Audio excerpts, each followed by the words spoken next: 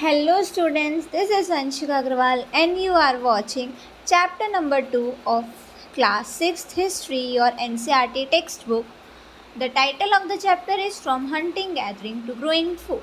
यहाँ पे एक बॉक्स बना हुआ है, उसमें जनरली हमको पता है एक लड़का था जिसका नाम तुषार था। वो जनरली वंडर कर रहा होता है या उसके अंकल ने उससे पूछा होता है कि तुमको पता है कि पुराने टाइम में ट्रेन्स नहीं हुआ करती थी और ट्रेन्स की जो डिस्कवरी है, ट्रेन्स जो है वो सबसे पहले 150 ईयर्स पहले ही बनी थी और कुछ समय बाद, कुछ डिकेड्स बाद अब बसेस का यूज़ होने लगा है। तो तुषार की क्यूरियोसिटी थी कि पुराने टाइम में लोग एक जगह से दूसरी जगह कैसे जाया करते थे, क्योंकि वहाँ पे कोई मीन्स ऑफ ट्रांसपोर्ट हुआ नहीं करता था, स्पेशली वहाँ पे ट्रेन और बस हुआ नहीं करती थी।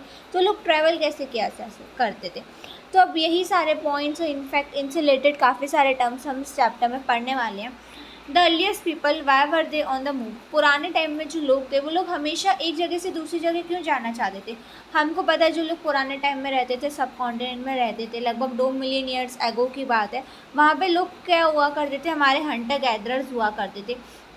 हंटर गैदरर्स नाम उन्हें कुछ इस तरह मिला कि वो खाना इकट्ठा किया करते थे। उनका जनरली काम कहता है कि वो वाइल्ड एनिमल्स को हंट करते थे, फिश और बर्ड्स को पकड़ा करते थे, फ्रूट्स को रूट्स को इकट्ठा किया करते थे, नट्स जो आपके बीज होते हैं, सीड्स, लीव्स को, स्टैक्स को एंड एग्स इट मीन्स अंडे को इकट्ठा किया करते थे।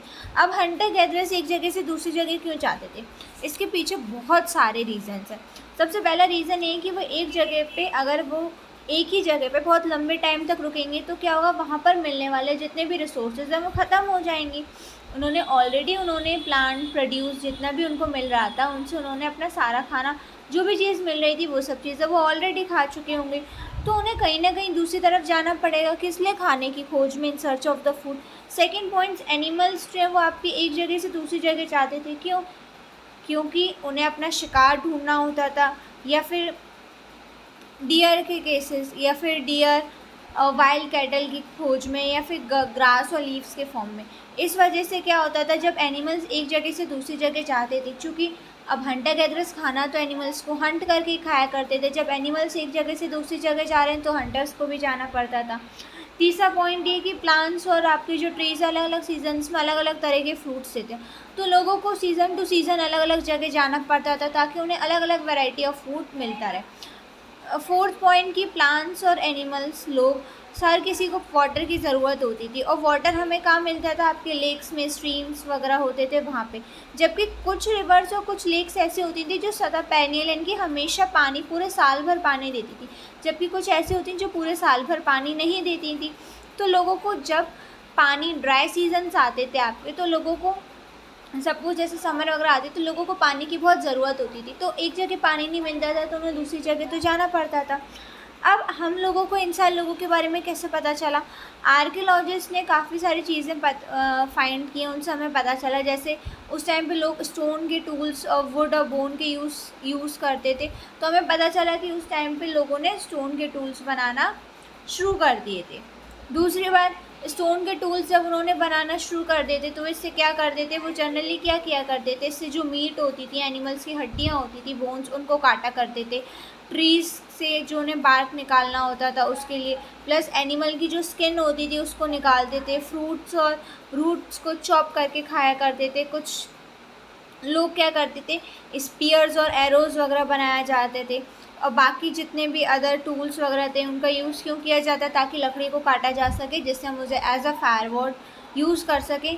और वुड का यूज़ एक और तरह से किया जाता था कि वो हट्स और टूल्स बना सकें। इन द सेम सेंस वो लोग इस तरह से, हमें सिंपली इतना पता चला कि वहाँ पे स्टोन के टूल्स मिले थे और स्टोन टूल्स का यूज़ वो लोग इस पर्पज़ के लिए किया करते थे। अब चूँकि यहाँ पे आपको मिले इमेजेस दी हुई हैं, जैसे यहाँ पे स्टोन फर्स्ट वाली जो फिगर है, यहाँ पे लिखा है कि गड्ढा खोदा, ग्राउंड को खोदा जा रहा है, ठीक है, ताकि हम इनके प्लांट के रूट्स हम इकट्ठा कर सकें। और यहाँ पे क्या किया जा रहा है कि एनिमल की स्किन को निकाला जा रहा है। अब उन लोगों को एक जगह चाहिए थी जिससे वो लोग रह सकें। तो आपको मैप दिख रहा होगा, यहाँ पे जितने भी रेड ट्राइंगल से जितनी भी साइड्स वगैरह मार्क थी, यहाँ पे लोगों को पता चला है कि यहाँ पे क्या रहते थे, आपके हंटर गैदरर्स रहते थे। जैसे कि सबसे पहला है आपका भीम बेटका, यहाँ पे लोगों को पता चला। हुंसगी थे, आपके कुर्नूल की केव्स थी, यहाँ पे लोगों को पता चला है हमारे आर्कियोलॉजिस्ट को कि यहाँ पे हंटर गैदरर्स रहते थे। बाकी रिवर्स और लेक्स के पास तो वो रहा ही करते थे। अब भीमबेटका ध्यान रखिएगा जो मध्य प्रदेश में है इस वक्त, वहाँ पे क्या पता चला है, वहाँ पे हमें रॉक वगैरह के शेल्टर्स मिले हैं। वहाँ पे लोग नेचुरल केव्स में भी लोग रहना पसंद करते थे।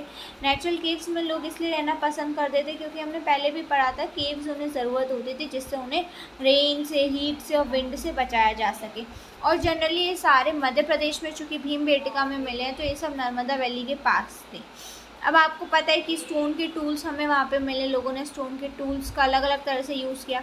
तो लोगों ने ये जानने की कोशिश की कि अच्छा स्टोन कहाँ मिलेगा, जब अच्छा स्टोन हमें मिलेगा तभी हम ये सारे स्टोन टूल्स बना सकेंगे। अब चूँकि ये जो ब्लू कलर का बॉक्स लिखा है, ये लिखा है कि रॉक की पेंटिंग्स हमें क्या बताती थी। काफ़ी सारे केव्स थी जिनमें लोग क्या क्या करते थे, वॉल्स पे लोग क्या कर देगा, पेंटिंग्स वगैरह बना दिया करते थे। क्या करते थे लोग, पेंटिंग्स वगैरह बना दिया करते थे, जिनमें से सबसे अच्छा एग्जाम्पल आपका आ जाएगा मध्य प्रदेश आ जाएगा और साउथर्न उत्तर प्रदेश। यहाँ पे लोग जो पेंटिंग्स बनाते थे बहुत ही अच्छी तरीके से बनाते थे, बहुत ही शानदार तरीके से, with a great accuracy and skill, अच्छी तरह से बनाते थे वो। अब हमारे पास आता है कि साइट्स क्या होती है। साइट्स एक ऐसी जगह होती है जहाँ पर हमें अवशेष मिलते हैं। अवशेष इन द सेंस कि रिमेन्स मिलते हैं, जैसे टूल्स, पॉट्स, बिल्डिंग्स, इन सब चीज़ों के।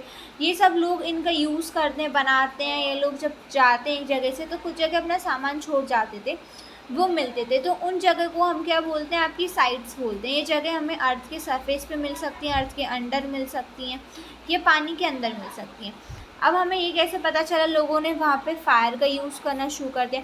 चूँकि आप कुन्नूल केव्स की तरफ आपको देखेंगे तो आपको पता चलेगा वहाँ पे आपको राख, ऐश के कुछ ट्रेसेस आपको मिलेंगे, जिससे वहाँ से हमको ये पता चलता है कि उस टाइम पे लोगों ने फायर का यूज़ करना सीख लिया था। फायर क्यों यूज़ करते थे, वो एनिमल्स को डराने के लिए, लाइट के सोर्स के लिए, मीट को पकाने के लिए।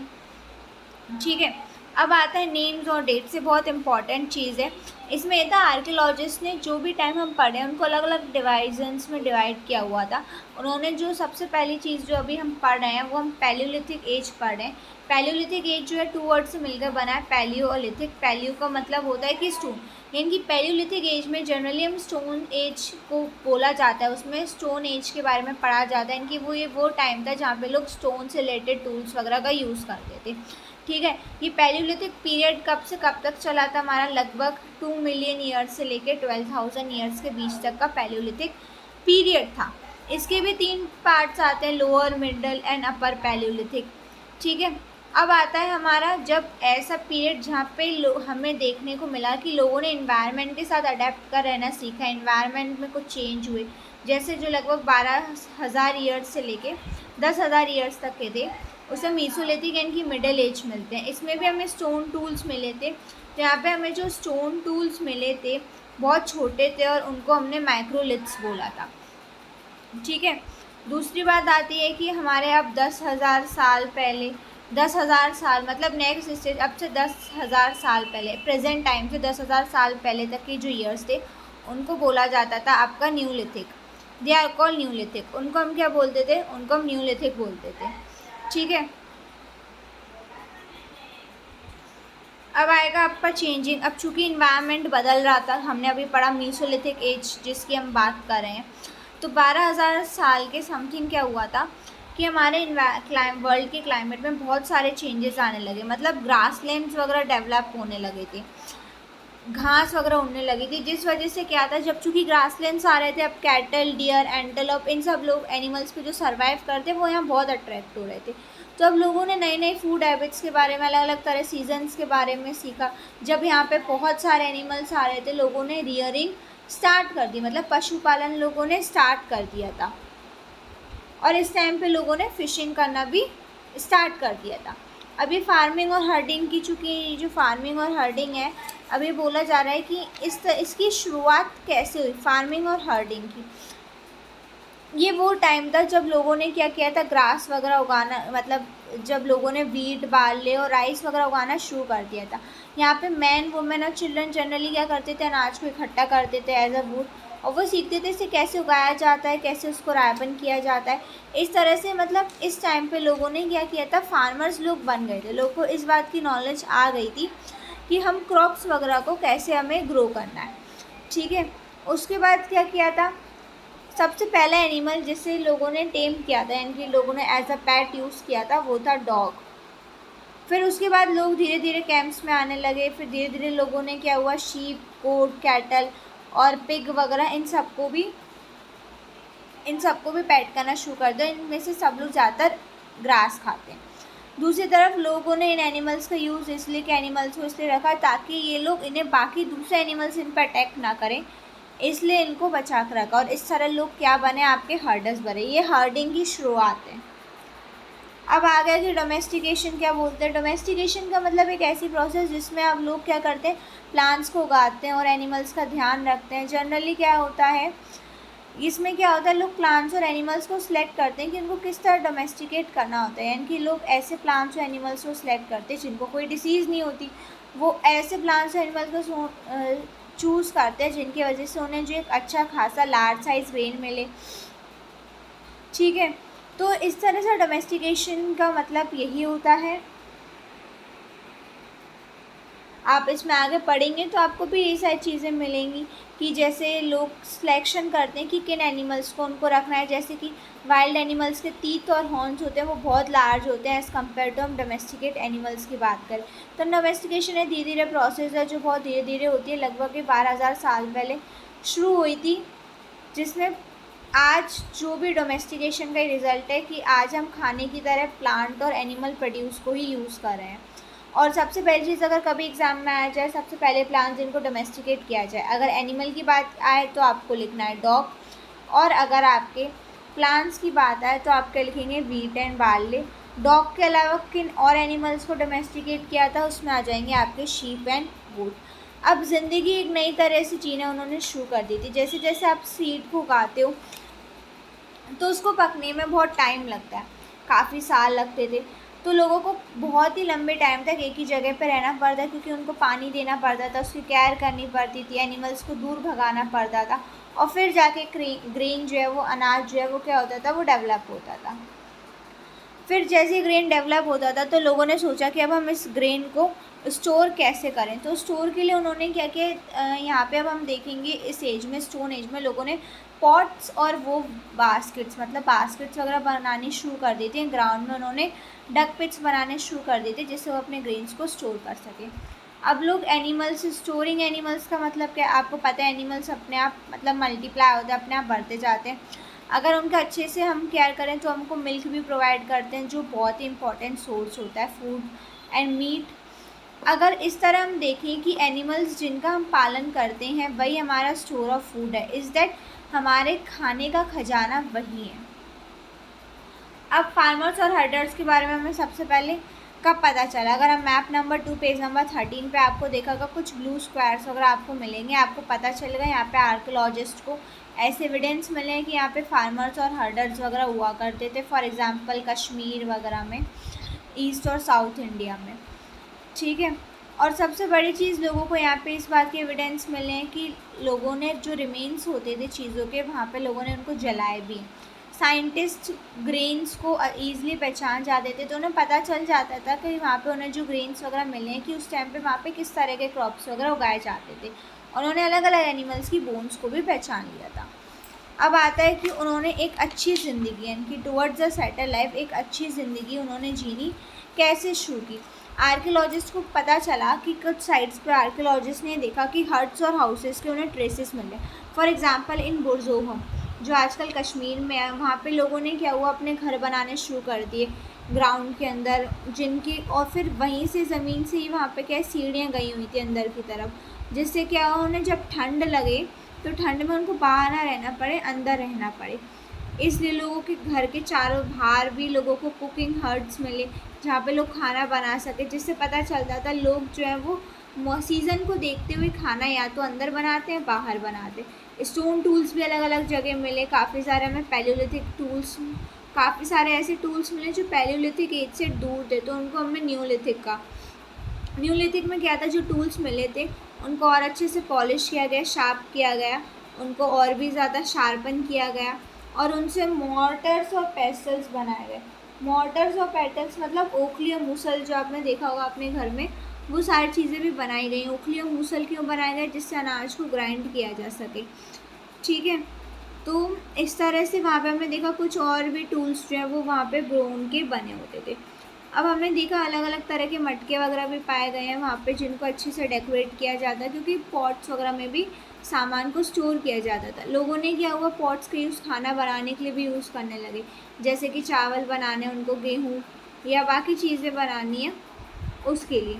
तो हमने देखा उस टाइम पे लोगों ने क्या किया था, कपड़े बुनना, अलग अलग तरह के मटेरियल्स यूज़ करना। फॉर एग्जांपल कॉटन, हमें स्टोन एज में पता चलता है कि कॉटन डेवलप होना स्टार्ट हो गया था।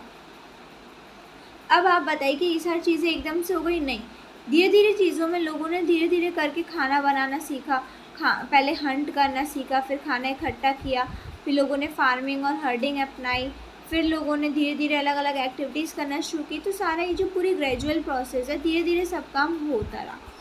अब हम मेहरगढ़ की बात करते हैं।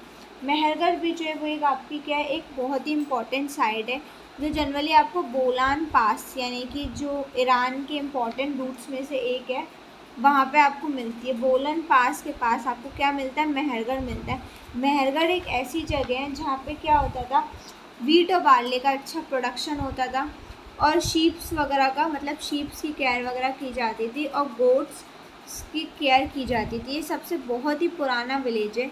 इस टाइम पे बहुत सारे एनिमल बोन्स वगैरह पाए गए हैं, और अलग अलग एनिमल्स की हड्डियाँ भी मिली हैं, जैसे शीप, डियर, पिग, गोट। ठीक है। मेहरगढ़ में हमको ये भी पता चला है कि उस टाइम पर रेक्टेंगुलर हाउसेज वगैरह भी हुआ करते और हर हाउस के पास ऐसे 4 कंपार्टमेंट्स हुआ करते थे, जिनमें से लोग स्टोरेज के लिए यूज़ करते थे। प्लस जब लोगों की डेथ हो जाती थी तो उनके रिलेटिव्स और फ्रेंड्स उनको वहाँ पर रिस्पेक्ट देते थे। ये इमेज मेहरगढ़ की है। ठीक है। लोग क्या करते थे, पीपल लुक आफ्टर, लोग उनकी केयर करते थे। वहाँ पे माना जाता था कि एक अच्छा अरेंजमेंट, ब्यूरल एक अरेंजमेंट किया जाता था। प्लस लोगों को ये माना जाता था कि वहाँ पे जो लोगों की डेथ हुई है उन्हें गोट्स वगैरह के साथ दफनाया जाता था, जिससे अगले जन्म में वो इसका यूज़ करके अपना खाना खुद खा सके, अपने खाने की अरेंजमेंट कर सके। अब फ्रांस में जो केव पेंटिंग्स वगैरह हैं, अब फ्रांस में आप देखेंगे तो ये जो पेंटिंग जो आपको नीचे दिखाई दे रही होगी, ये जो पेंटिंग है वो फ्रांस की है। ये 4 स्कूल चिल्ड्रन ने इसकी डिस्कवरी की थी। उनका ये कहना था ये जो पेंटिंग है वाइल्ड हॉर्सेस वगैरह की थी। ये सारे उन्होंने जिन कलर्स का यहाँ पे यूज़ किया था वो आपके आयरन और चारकोल वगैरह के बने होते थे। और जनरली ऐसी पेंटिंग्स जो है वो सेरेमनियल लोकेशंस वगैरह पे कोई स्पेशल रस्में होती थी तब वो लोग बनाते थे। अब न्यूलिथिक साइट, अब आप तुर्की को देखेंगे अपने एटलस में, सबसे अच्छी न्यूलिथिक साइट है। पेपर में आ जाए न्यूलिथिक साइट एग्जाम्पल दीजिए तो तुर्की आ जाएगा। एक वहाँ पे कैटल हुक पाया जाता था। ठीक है। बहुत सारी चीज़ें अलग अलग जगह से लाई जाती, जैसे साइरिया से लोग फ्लाइंट लाते थे, रेड सी से लोग काउरीज लाते थे, मेडिटेरियन सी से शेल्स वगैरह। तो इन सब चीज़ों का सामान जनरली सेटलमेंट, इनके अच्छा घर बनाने के लिए किया जाता था। ध्यान रखिएगा उस टाइम पे कोई कार्ट्स वगैरह नहीं होते थे, तो या तो वो अपनी पीठ पे लाते थे, अपने एनिमल्स की पीठ पर रख के लाया करते थे लोग सामान। ये था आपका पूरा चैप्टर नंबर 2। आई होप आप लोग को पूरा अच्छे से समझ में आया हो। अगर समझ में आया तो इस वीडियो को लाइक ज़रूर करना, अपने फ्रेंड्स को शेयर ज़रूर करना, सो दैट वो भी अपनी पढ़ाई कंटिन्यू जारी रख सकें। और अगर आपको कोई डाउट हो तो कमेंट सेक्शन में ज़रूर बताएं, और अगर नहीं भी है तो भी आप मेरे को बताएं कि आपको ये चैप्टर समझ में आया या नहीं आया। Till then take care, bye. हम लोग अब अपने नेक्स्ट वीडियो में मिलेंगे। Bye bye.